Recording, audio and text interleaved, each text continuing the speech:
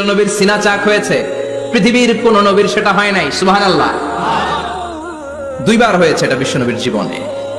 হালিমাতুস সাদিয়ার বাড়িতে যখন দুধ পান করতে গিয়েছিল তখন হয়েছিল, আবার মেরাজের রাতে হয়েছিল। উম্মে হানির ঘর থেকে চলে সাইয়েদনা জিবরাইল বিশ্ব নবীকে হাতিমে কাবায় শুইয়ে দিলেন। এরপর গলার নিচ থেকে শুরু করে নাভি পর্যন্ত বুকটা কেটে ফেললেন, বিশ্ব নবীর হৃদয়টাকে বের করলেন, জামজামের পানি দিয়ে ধৌত করলেন, আবার পেটের ভেতরে হৃদয়টাকে ঢুকিয়ে দিলেন। দিস ইজ কল্ড শাক্কে সাদার। উর্দু ফার্সিতে বলে সিনা চাক, ইংরেজিতে বলে ওপেন হার্ট সার্জারি। সুবহানাল্লাহ পড়বেন না? আমাদের অনেকের ওপেন হার্ট সার্জারি হয় না, গলা থেকে নাভি পর্যন্ত কাটা, সেলাই করে দিলে আবার বাঁচে। এটা বিশ্বনবীর সিনা চাক থেকে আবিষ্কার হয়েছে। পড়েন আল্লাহু আকবার।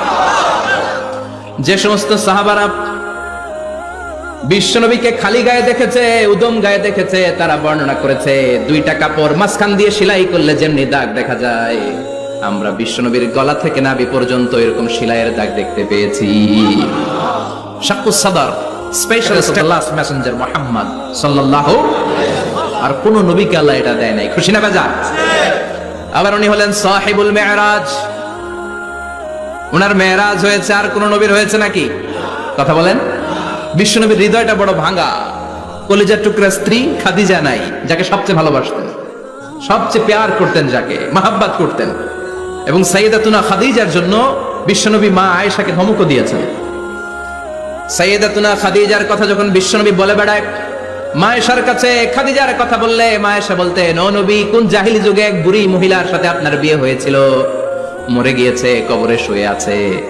ওই মহিলার পরে কত সুন্দরী সুন্দরী নারীরা আমরা আপনার ঘরে আসলাম, তারপরে ওই বুড়ির কথা আমাদেরকে বলেন কেন? ওই বুড়ির কথা শোনান কেন? বিশ্বনবী রেগে গেলেন। সাইয়েদাতুনা খাদিজাকে বুড়ি বলার কারণে বিশ্বনবী মা আয়েশার চোয়ালটা এইভাবে চেপে ধরেছে। কোনদিন স্ত্রীর গায়ে হাত তোলেননি, শুধু এই একবার খাদিজাকে বুড়ি বলার কারণে মা আয়েশার থুতনি চেপে ধরেছিলেন। আল্লাহু আকবার। আবার বিশ্বনবী বলতেন, রুজিকতু হুব্বাহা, খাদিজার ভালোবাসা আল্লাহ আমার হৃদয়ে ঢুকিয়ে দিয়েছে। আবার বিশ্বনবী দোয়া করলে বলতেন, ও আল্লাহ, ওই কিয়ামতের ময়দানে যেদিন বন্ধু বন্ধুরে চিনবে না, বাবা ছেলেরে চিনবে না, মা তার মেয়েরে চিনবে না, পীর সাহেব মুরিদরে চিনবে না, মুরিদ পীর সাহেবরে চিনবে না, ওই কঠিন দিনে যেন আমি আমার কলিজার টুকরা খাদিজারে ভুলে না যাই। ওই কঠিন দিনে আমি যেন আমার খাদিজারে চিনতে পারি। সুবহানাল্লাহ। তার মানে ভালোবাসা বেশি না কম? সাইয়েদাতুনা খাদিজা ইন্তেকাল করলেন, জাবালে হাজুনের পাশে ওনার কবর। যারা হজ উমরা করতে গিয়েছেন দেখেছেন না, মক্কা একটা কবর আছে, এটা মাকবারাতুল মাআলা। মাআলা, কিন্তু এটারে বাংলাদেশিরা বলে জান্নাতুল মুআল্লা। কি বলে? এটারে জান্নাতুল মুআল্লা বলবেন না, কারণ এই কবরস্থানে অনেক কাফির মুশরিকেরও কবর আছে, তো ওদের কবরস্থান কি জান্নাত হতে পারে? এটাকে মাকবারা বলবেন। মাকবারা মাআলা বা মুআল্লা, আর মদিনায় হচ্ছে মাকবারাতুল বাকিয়া। মুআল্লা কবরস্থান মক্কায়, আর বাকি কবরস্থান মদিনায়। এর পাশে বিশাল এক পাহাড়, হেরেম শরীফ থেকে দেখা যায় জাবালে হাজুন, এর পাদদেশে বিশ্বনবী নিজ হাতে সাইয়েদাতুনা খাদিজাকে কবর দিয়েছেন।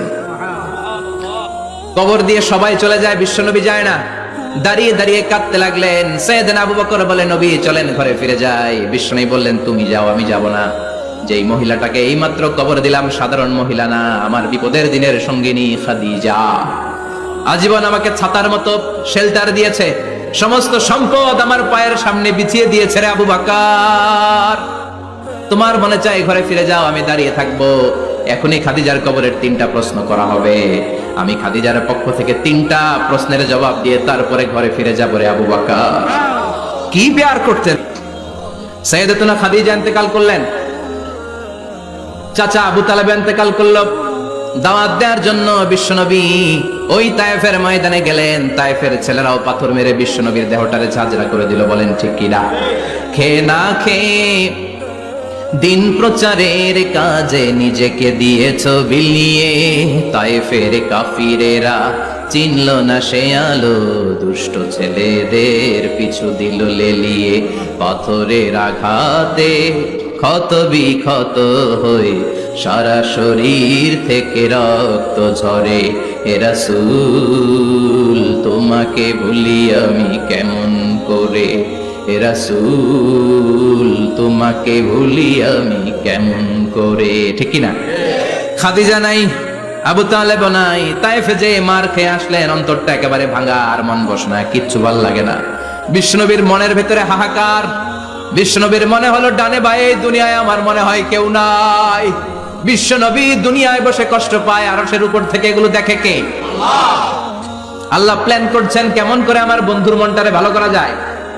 বিশ্বনবীকে স্পেশাল সারপ্রাইজ দেওয়ার জন্য আল্লাহ প্ল্যান করলেন।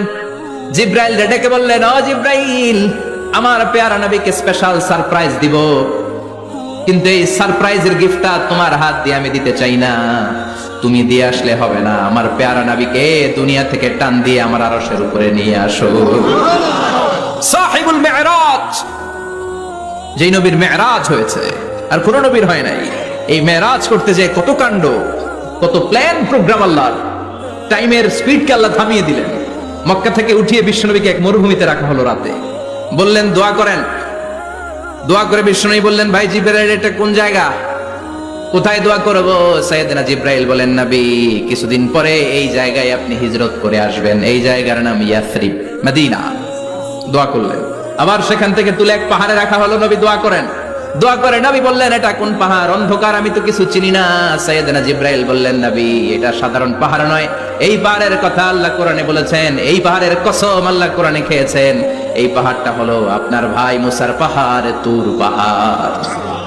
তুর পাহাড়ে তিনি দোয়া করলেন। কত কিছু করে বিশ্বনবীকে আল্লাহর আরশে নিয়ে যাওয়া হলো। সাহিবুল মেরাজ। বিশ্বনবী ছাড়া আর কোন নবীর কি এরকম মেরাজ হয়েছে? সবাই বলেন হয়েছে। এরপর উনি হলেন সাহিবুস শাফা, শাফাতের মালিক। বিশ্বনবী ছাড়া কিয়ামতের ময়দানে কেউ আমাদের জন্য সুপারিশ করতে পারবে না। পাগল হয়ে যাব আমরা। সূর্যটা মাথার কাছে, ক্ষুধায় তৃষ্ণায় জিহ্বাটা কুকুরের মতো বের হয়ে ঝুলতে থাকবে। মাথার মগজগুলো গলে গলে নাকের ছিদ্র দিয়ে, কানের ছিদ্র দিয়ে বেয়ে বেয়ে পড়তে থাকবে। বাবা ছেলের দেখলে দিবে দৌড়, বলবে চিনি না, ইয়া নাফসি, আল্লাহ আমারে বাঁচাও, ঠিক কি না? পীর সাহেব মুরিদ রে বলবে চিনি না, মুরিদ পীর সাহেব রে বলবে চিনি না, ভাই ভাই রে চিনবে না। সব নবী আর সব উম্মতের একটাই জিকির, ইয়া নাফসি, ইয়া নাফসি। নবীও জিকির করে ইয়া নাফসি, উম্মতও জিকির করে। সবাই সাইয়েদনা আদম রে ধরবে, সাইয়েদনা আদম বলবে আমি পারবো না। নূহের কাছে যাও, সাইয়েদনা নূহ বলবে পারবো না। ইব্রাহিমের কাছে যাও, সাইয়েদনা ইব্রাহিম বলবে পারবো না। মুসা আলাইহিস সালামের কাছে যাও, মুসা আলাইহিস সালাম বলবেন পারবো না। ঈসা আলাইহিস সালামের কাছে যাও, সাইয়েদনা ঈসা আলাইহিস সালাম বলে এত জায়গায় ঘুরে লাভ নাই, জায়গা মতো যাও মিয়া, জায়গা মতো যাও। মাকামে মাহমুদে বিশ্বনবীকে সেজদায় পড়ে থাকতে দেখবা। ওই নবী ছাড়া আজকের এই ভয়ঙ্কর আমাদের সবার বিপদের দিন। এই বিপদের দিনে আল্লাহর সামনে দাঁড়িয়ে কথা বলার মতো সাহস আজকে কারো নাই। বিশ্বনবী কাঁদতে থাকবেন, সেজদায় পড়ে কাঁদবেন। সবার জিকির ইয়া নাফসি, ইয়া নাফসি। বিশ্বনবীর জিকির ইয়া উম্মতি। কাঁদতে কাঁদতে নবী আমার বেহুশ।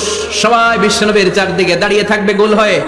আমার নবী মাকামে মাহমুদে সেজদায় পড়ে থাকবে। বিশ্বনবীর কান্না দেখে আল্লাহর সহ্য হবে না।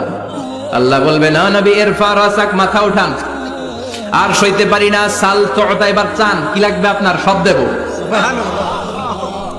ওয়াশফা তুশাফা, যার জন্য সুপারিশ করবেন তাকেই জান্নাত দিয়ে দেব।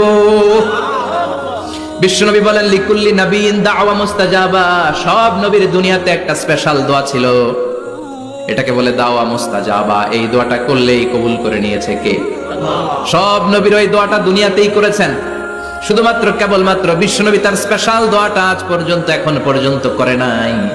বিশ্বনবী বলেন, ওয়া ইন্নী আখতাবিউ দাওয়াতি শাফাআতান লি উম্মতি ইয়াউমাল কিয়ামাহ।